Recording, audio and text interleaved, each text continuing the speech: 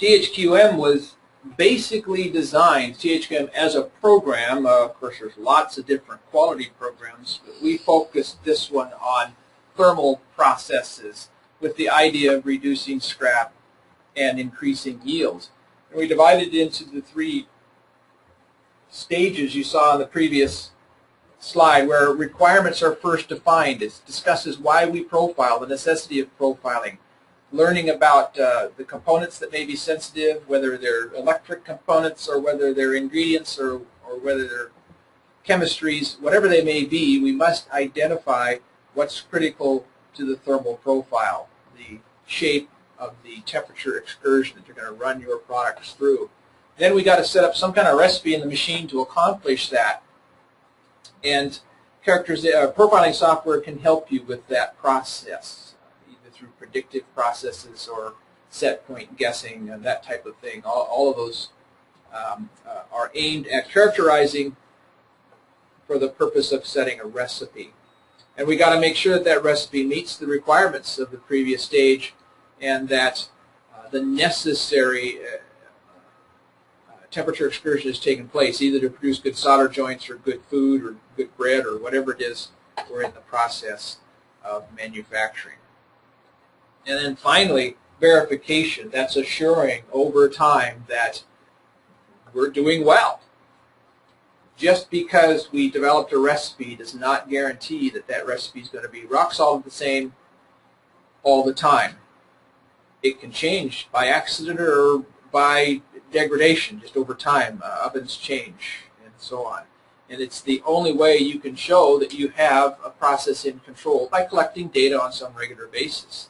If you only profiled once and you never profile again, how can you know your machine is really doing what it said it was doing back when you developed the recipe?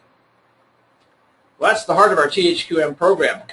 What we're going to get into today in the MAP software is just basically walk through the wizards that we have set up that are designed to step you through all of the processes necessary to create what we call a good data run.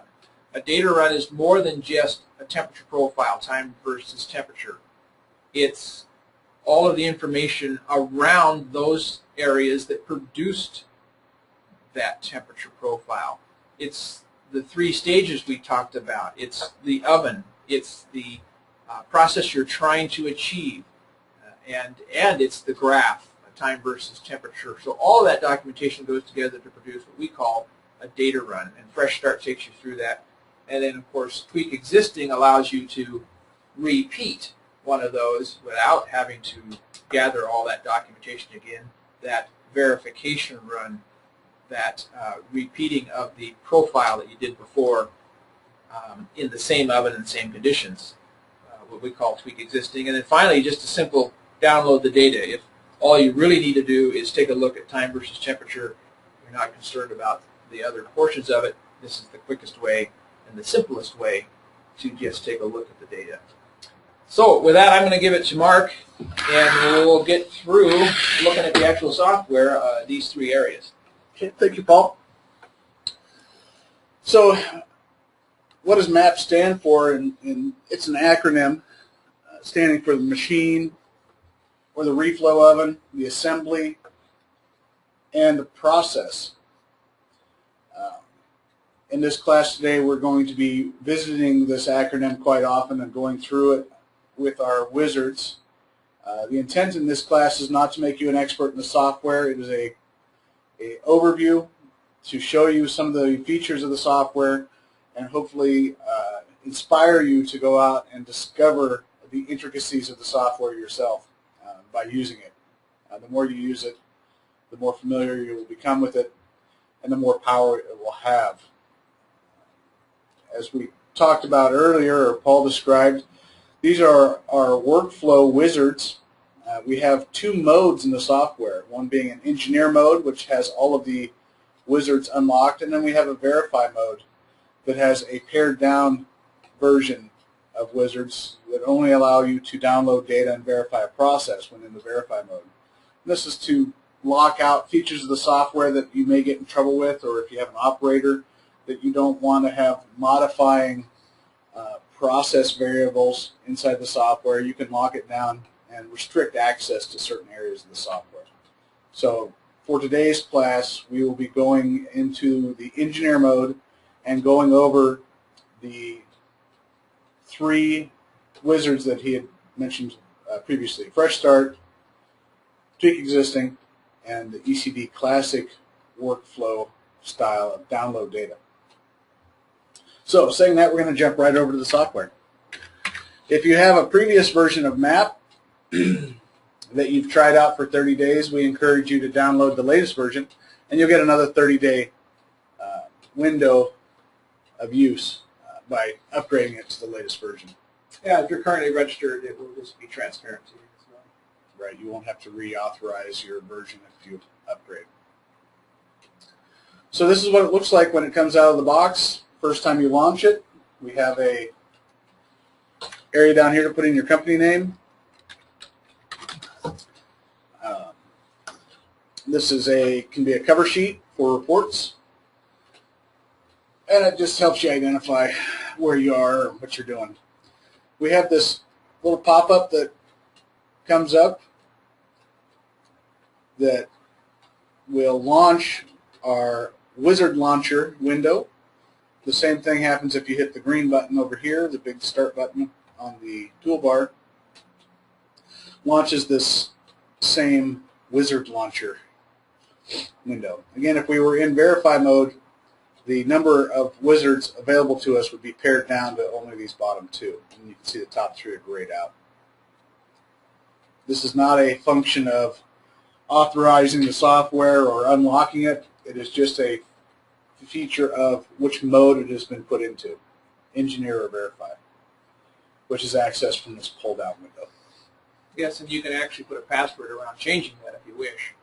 The nice thing about verify mode is if you just want to get data downloaded by people who you don't want messing with the rest of the software, it's a quick way to simplify things for them.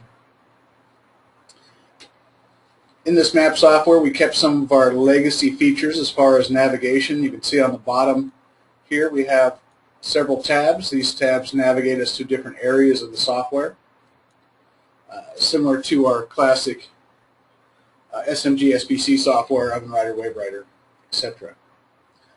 So we're going to walk through our wizard, starting off with our Fresh Start. And as it implies, this is going from ground zero. We're going to collect all the data necessary to record this data run and document it. You can see the first thing that happens is it goes out and looks for an instrument, and if it doesn't find one, it asks us if we'd like to use a demo instrument. And for this case, we're going to say yes. It then brings up all the instruments that the software is compatible with, which is currently 4. We support the legacy SuperMOLE Gold, our V.MOLE 3-channel profiler, MegaMOLE 20-channel profiler, and our newest product to the line is our Vapor Phase 8-channel profiler. So for this demo, I think we'll just use our V.MOLE as it's the simplest and least complicated. We'll hit next. You can see here on the left-hand side, we give you a map, so to speak, or a index of tasks that are going to be in this wizard.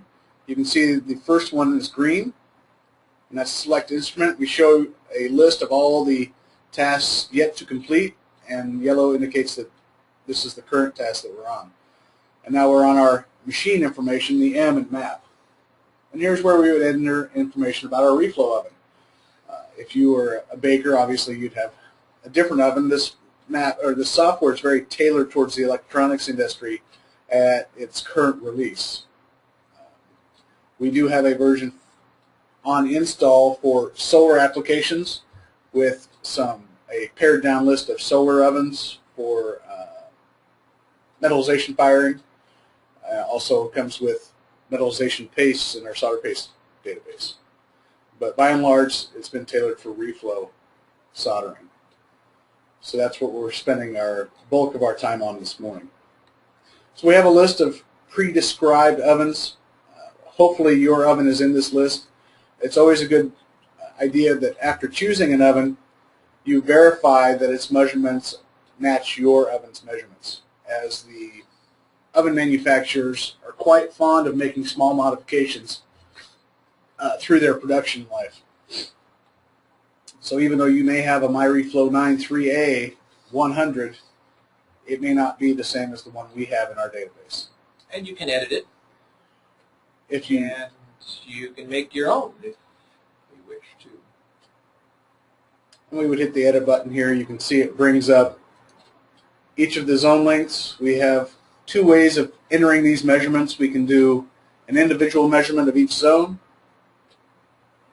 As you can see, each of these zones are about 35.5 centimeters long. We can also do what's called an accumulative measure, where we would add these up. So the first zone would be 35.5, the second zone would be 71, third zone would be 210, 211.5, you know, etc. You can lay your tape on there and just pull the numbers off the tape, enter them in there. And then we can choose our direction of travel, whether your oven is a left to right or right to left. Looks like we've got some. Yeah, it draws that on there for you. Isn't that nice? Yeah, that's perfect.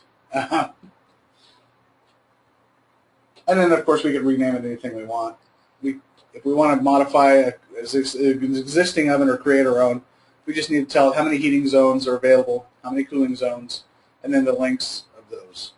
And then we could save that into our list of ovens. We have our recipe settings. Those are the set points for each of the zones and the conveyor speed. If we have an oven that we have already entered the recipe on and saved it, we can load it. And I'm just going to enter in some values here.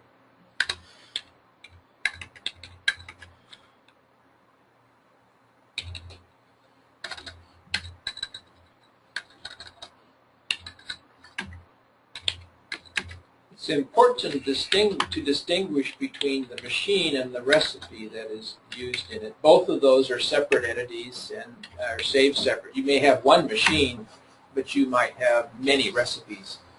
So you could always select the same machine, but you may be loading and saving a variety of recipes in the machine or for the machine. So here I've entered in a particular recipe. I can now save this. By default, it'll bring up the oven name, and this recipe will always be associated with this oven. But I can name it anything I want, and in this case I'm going to call it Mark's XMR or recipe. It automatically saves it into our recipe directory, and it's always going to be associated with this oven. So if I ever want to bring this configuration up again, I can simply hit load, and when I hit this recipe, it will bring in my recipe and my oven automatically. We have an area for notes if you would need additional places to document your process. If you're running nitrogen and you need to know your ppm numbers, maybe some special handling procedures or other oven setup dimensions, if you want to put in conveyor width or anything else that needs to be documented, you can add to this notes area. These notes can be accessed in our reports later on. We'll show you that in our 201 class. So after we've got our machine information set, now it's going to ask us about our assembly. You know, what's your part number or assembly number? And this is an Acme 123. We can put an assembly picture with this so that we can visually identify it. Maybe we want to use our standard picture of our motherboard.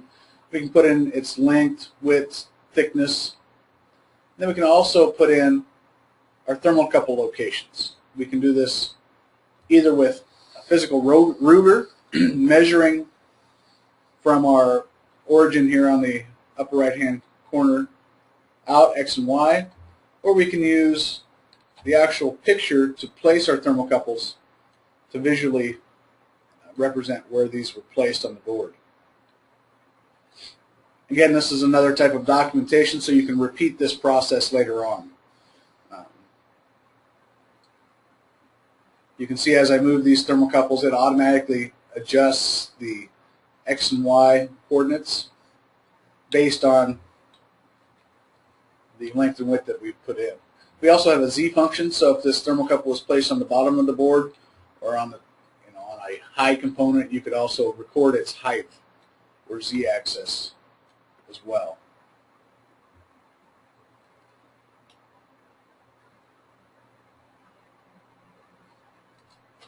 In this, we can also name these thermocouples to help give it more meaning when we look at them on the profile chart. So I'm going to say this is BGA corner 1, and then maybe this one's going to be BGA corner 3.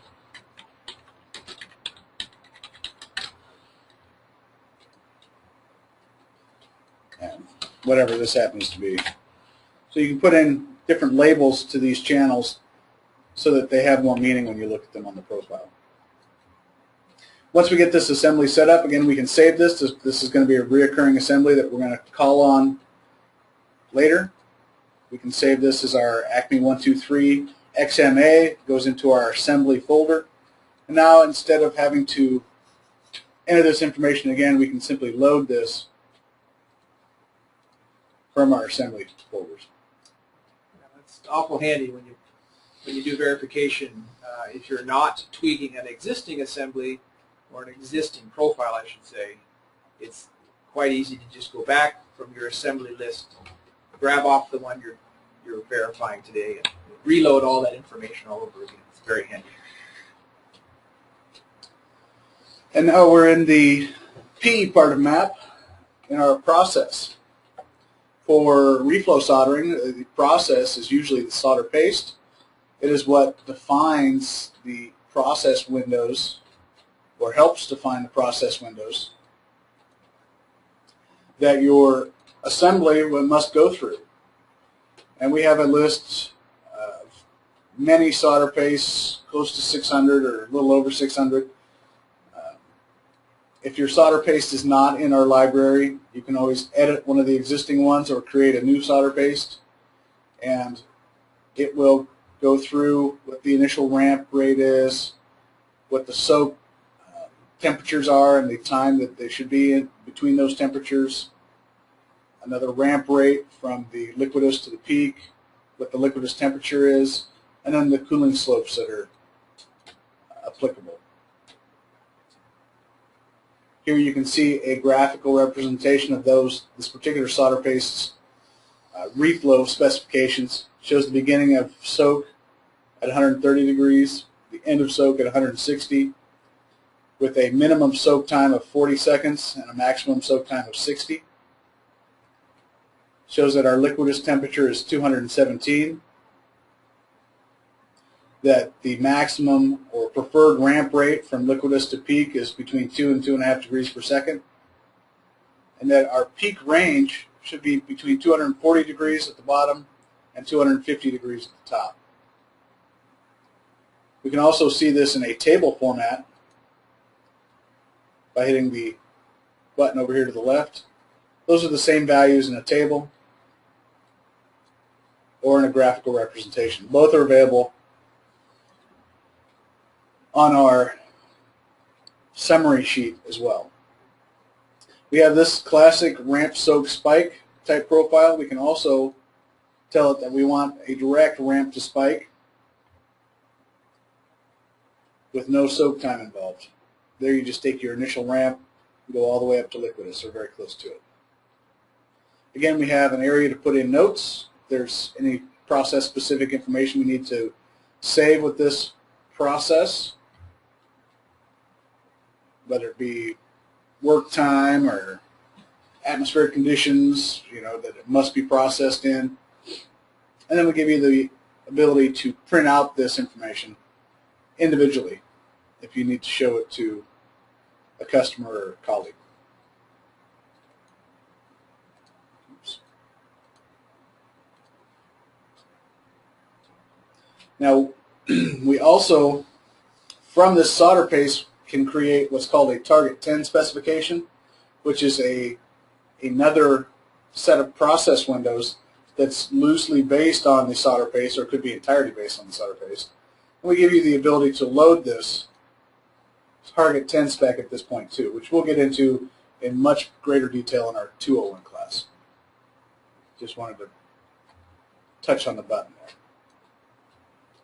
So we've got our machine, our assembly, and our process completed now. You can see we're showing our progress through this wizard on the left here. Now we're going to have to set up the instrument for recording. So here we can name our instrument whatever we would like. If we want to change the name, if your instrument's already plugged in, its default name will show up here, which is usually its serial number when it comes from the factory. We can tell it how often to sample. In this case, for reflow profiling, 1 second interval is perfectly appropriate. Most devices can go down to 1/10 of a second. Some cannot. MegaMOLE and MegaMOLE certainly can. We have our start parameters. This is if you want to put your product in process significantly before the entry of your reflow oven, or you want it to start at the same point every time. You can tell it to start at a certain temperature on either a positive or negative slope. So if we tell it that we want to start recording at, say, 50 degrees C on a positive slope, that means that it must start out below 50, and then as it reaches 50 in a positive way, it will start recording. Conversely, if we wanted it to start recording on a negative slope, that means that it would have to be above 50 and then go below it to start recording. Again, these are things that are used for usually industrial apps or baking. Because we have access to the beginning of the reflow oven, the start of recording is usually done by pressing a button on the instrument itself. We also have the ability to start it after a certain amount of delay. So if we're at 1 second interval and I want it to start recording 1 minute after I turn it on, I can put in delay points of 60. If I wanted it to start 10 minutes after I turned it on, I could put in 600. And here you can see the delay time is indicated for you below. Same with the start parameters. We can also tell it to turn off after a certain number of data points. Again, if we wanted to record for 10 minutes and shut off, 1 second interval, 600 data points equals 10 minutes of total record time. Because we usually collect this profiler at the end of our reflow oven, we also stop recording manually, the same as we started it, by hitting a button. And with our latest profilers, the MegaMOLE 20 and V-MOLE, stopping the profile is not nearly as data risky as it used to be. Here you can see our 3 channels are active. They're all configured as type K thermocouples. We have some other inputs available, and this will continue to grow. So if you have a different type of input, this is where you can select it and tell the MOLE what type of sensor you have plugged into its front end. And we can synchronize our instrument clock if we choose to do so. And then we're going to go through this pre-flight checkout. And this is where we'd actually physically connect our thermocouples to our assembly. We'd plug them into our MOLE, and it would give us a status check. Are we reading temperature on all 3 of these channels? If we had a broken thermocouple that was open, it would show open here. If we had a MOLE that was too hot, this temperature gauge would turn red. If our battery was low, it would turn red. If we were out of cal, in this case, this particular instrument does not have a cal date associated with it because it's a demo, so we're getting a big red stop sign saying this instrument's not in cal.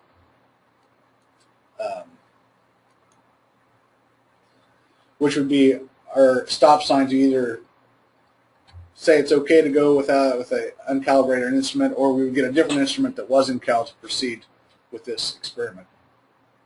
So after we've cleared our pre-flight checkout, we're actually ready to run this data run. And we've told the software that this is the recipe we're going to be running at this conveyor speed, And so at this point, the software gives you an opportunity to print out a hard copy so you can physically take this piece of paper out to your oven and confirm that the recipe is entered correctly. And then we would set our assembly in, run it through our oven. Afterwards, we would plug our instrument back in and get ready to download the data. If you're using one of our newer profilers that has multiple file storage, you would have a list of profiles here, the newest one being on top, giving you an approximate time for each profile.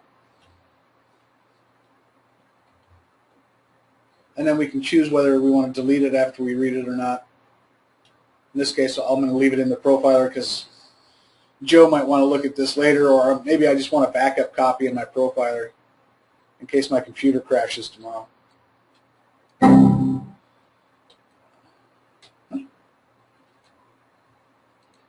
Let's try this one. Okay. Well, we're demo. Let's see, go ahead. Okay, and yeah, you'll have to cancel the download. Yeah. Okay. The file's probably not stuck in here. The demo file. Gotcha. That's what we get for preparing well. That's right. Well, fortunately, we were almost entirely through the wizard. You would download the data, and it would come up on the profile and look very nice indeed. This is another feature that we'll get into. Let's see if we've got a 3-channel sample. Here we go. That's the file you would have got.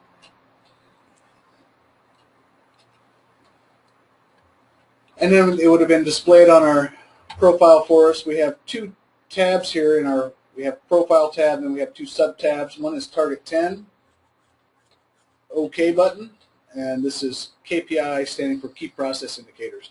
In our 201 class, we get into all of the measures that we can do in this KPI tab and the use of our target 10. For right now, all that needs to be said, cancel out of this, is that after this is displayed, you can see the oven model has been displayed. Our recipe set points have been displayed on the profile. Process paste Our are in place. solder paste process windows are being painted onto the profile. We can look at this in our target 10, which are the 4 main reflow parameters that we put in for this solder paste. If we are within spec, it will be green. And you can see the gas gauges here showing you how close to specification it is. Initial slope, soak time, peak temperature, and time above liquidus.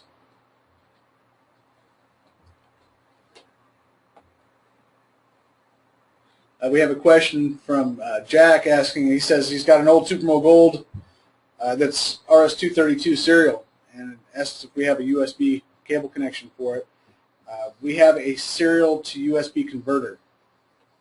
Many of the newer laptops now don't have RS-232 anymore. In fact, most computers that you buy don't have RS-232 port on them anymore. So we do have a USB to serial converter. It's one made by Quatech. It's been tested.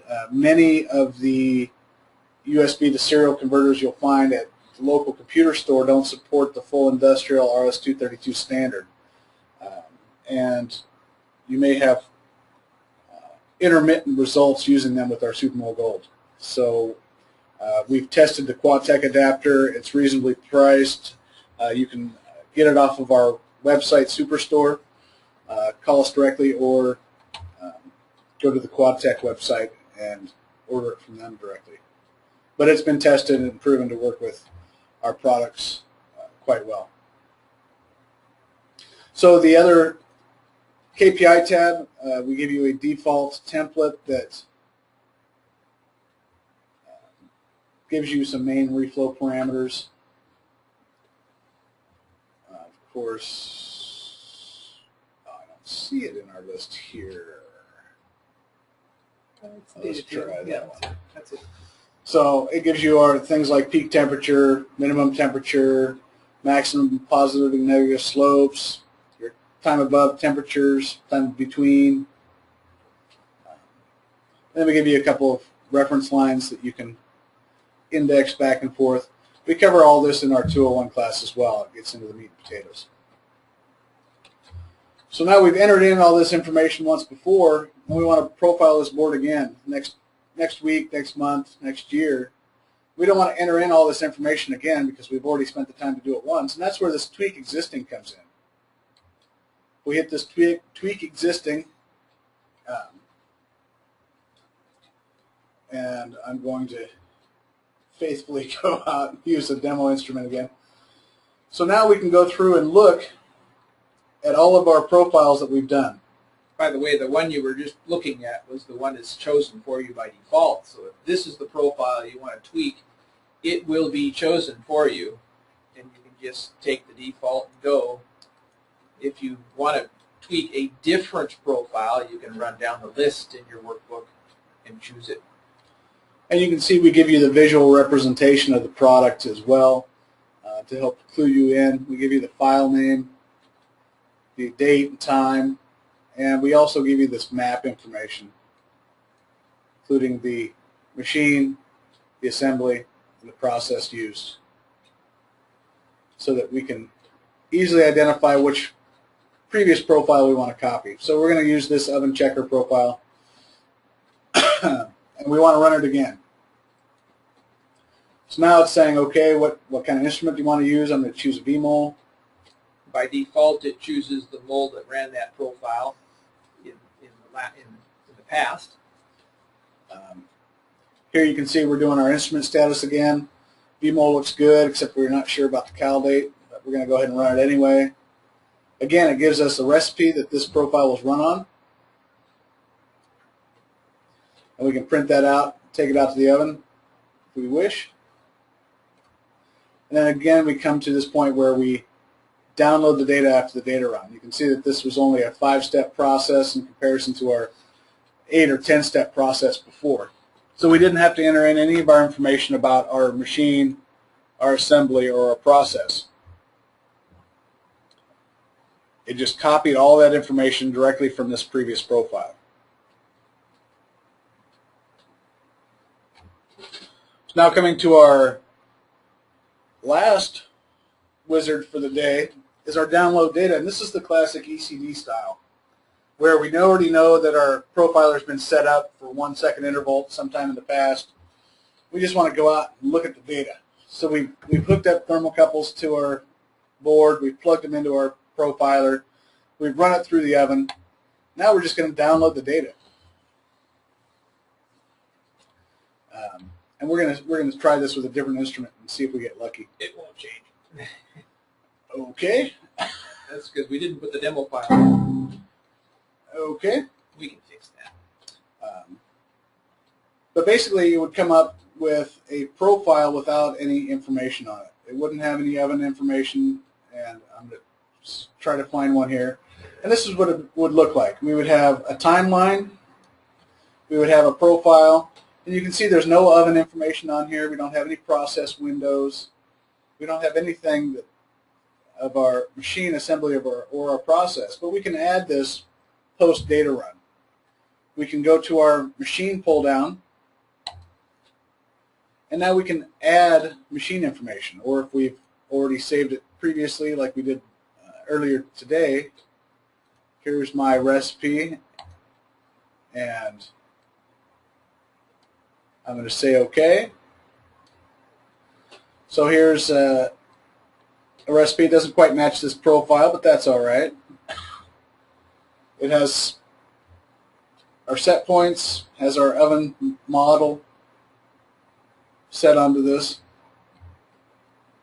And now I want to tell it about my assembly, my circuit board. Again, I can load up a previously saved assembly, this Acme 123, which we put in earlier today. Here it is with my thermocouple locations.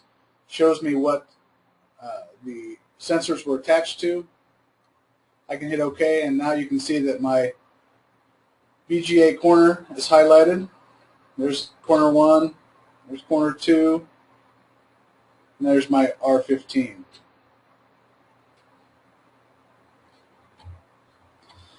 So now I want to find out if I'm actually in my process spec. I can go ahead, post run, and apply my process or paste information. In this case, we've got 232s a peak, so we can go ahead and choose an EnviroMark, water soluble, lead free, and we want to keep it on a ramp soak spike profile. I'm going to hit OK, and here are my process windows. And this is, if I had this pushed forward, it would look a little better. Now keep in mind, choosing the paste after you do the profile is probably not the best way to do it, especially when you have no idea what paste you were trying to accomplish when you made the profile. Yeah, it's certainly possible to do the documentation after you do the profile, and that's what download data allows you to do if you want to quick and dirty see what's going on and then add the documentation afterwards. And clearly you have to add documentation that makes sense based on what you actually did. But the fact is you can do it after the fact if you wish, or you can do the wizard, which allows you to capture that ahead of time.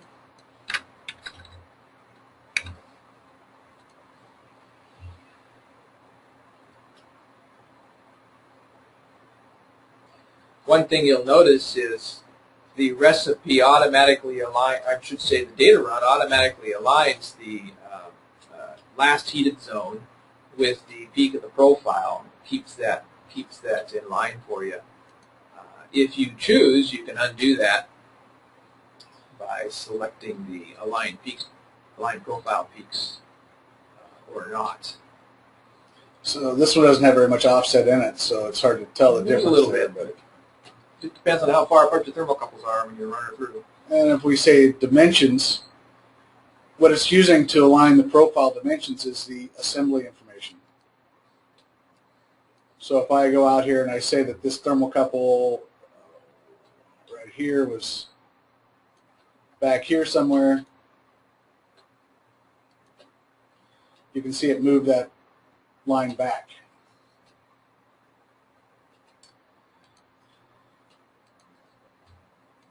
If I move this one forward and I move these guys back,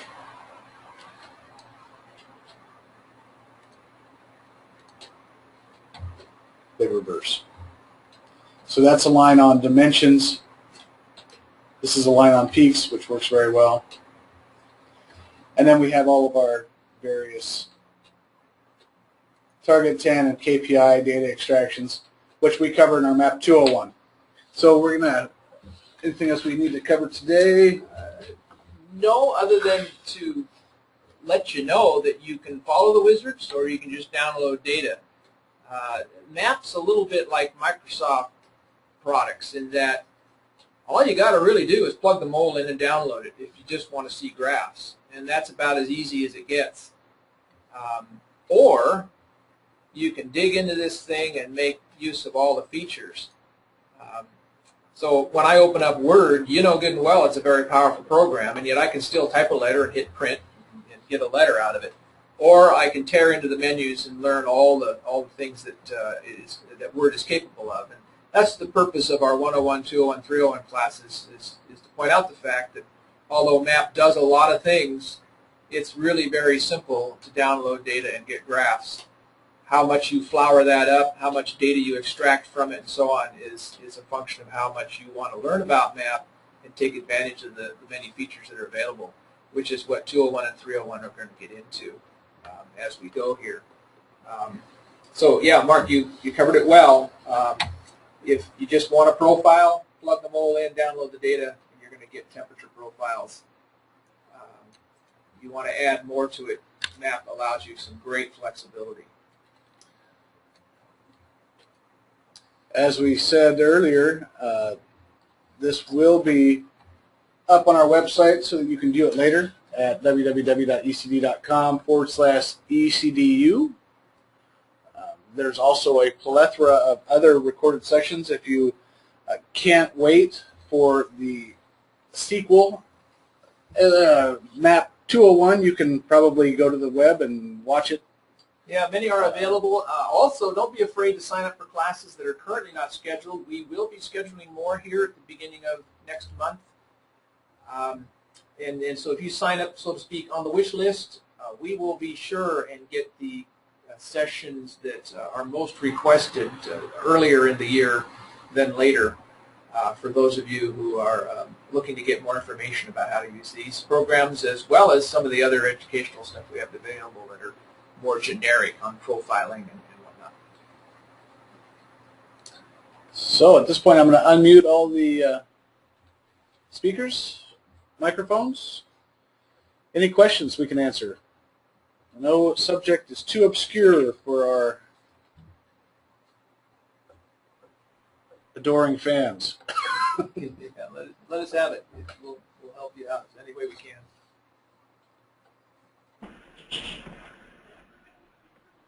And of course, you can always call us at these numbers or email us. We will help you out one-on-one if that is of help to you. Give you a minute here. We're 1/4 to the hour. We want to be honoring of your time as well.